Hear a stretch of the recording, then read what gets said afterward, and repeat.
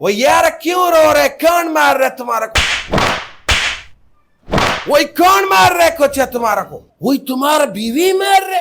वही कोचा फिर इससे मार क्यों कह रहे? इधर आओ, हमारा ट्रेनिंग सेंटर के ऊपर आओ। आओ का नाम ने ट्रेनिंग सेंटर बनाया, बहुत सारे लोग हमसे ट्रेनिंग करके गए कोचा, और आज वो अपने घर खुशखुरम जिंदगी गुजार रहे। अस्सलाम वालेकुम साहब जी। सब्र करो, तुम्हारे साथ बाद में कुछ बात करते।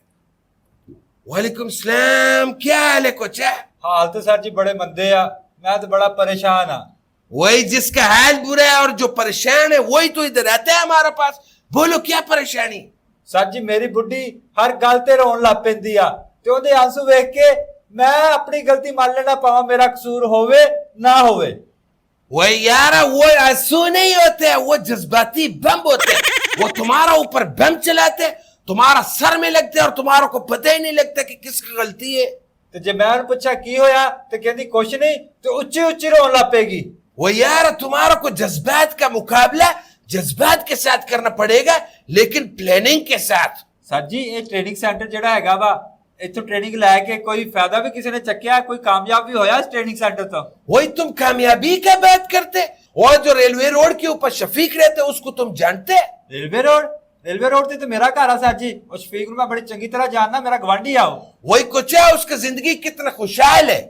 उनकी जिंदगी खुशहाल है, रोज तो सवेरे सवेरे दी बुढ़ी ने उन्हें कान फड़ाए होंगे, उनकी तो जिंदगी कुत्तियां तरह वा, वो अगो बोलता तक नहीं हैगा।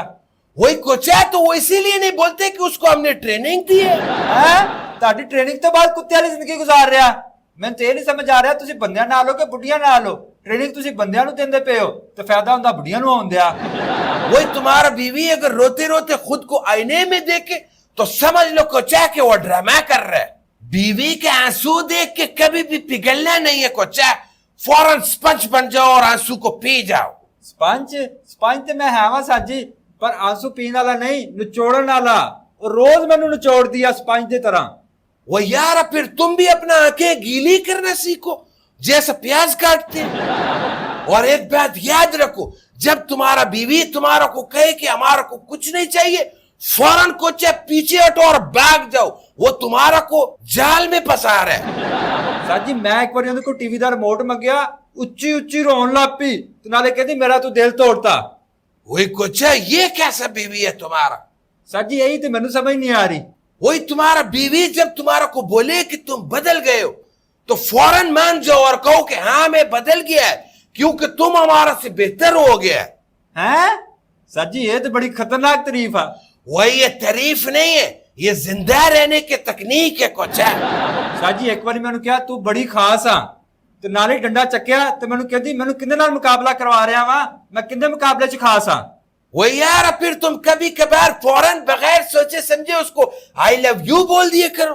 I love you?